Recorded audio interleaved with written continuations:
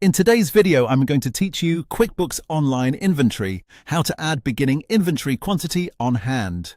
If you're setting up inventory in QuickBooks Online, one important task is entering the beginning quantity you already have on hand. This helps make sure your stock levels are accurate from the start, and it also keeps your inventory valuation more organized. In this walkthrough, I'll show you exactly where to go and what to click so you can update that beginning inventory quantity quickly and confidently.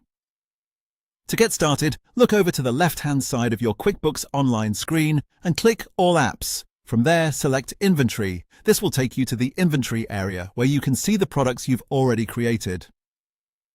If you manage multiple inventory items, take a moment here to find the exact item you want to update. It's a good idea to double-check the item name before making changes, especially if you have similar products or variants. Once you've found the inventory item you want to work on, click Edit. This opens the item details where you can review and update information connected to that product. You'll want to pay close attention to the quantity on hand section because that's where the beginning inventory details are tied in.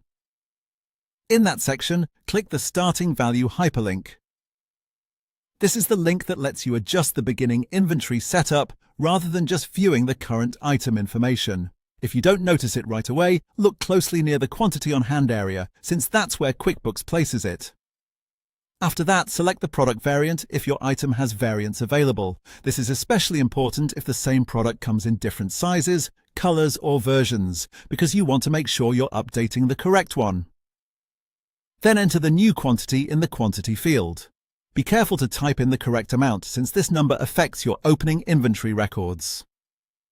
When everything looks right, click Save. QuickBooks will then apply the updated beginning inventory quantity on hand for that item or variant. And that's it. Your beginning inventory has been added. As a final tip, after saving, it's always a smart idea to quickly review the item again in your inventory list to confirm the quantity updated as expected. That extra check can help prevent mistakes and keep your records accurate. Thanks for watching, and I'll see you in the next video.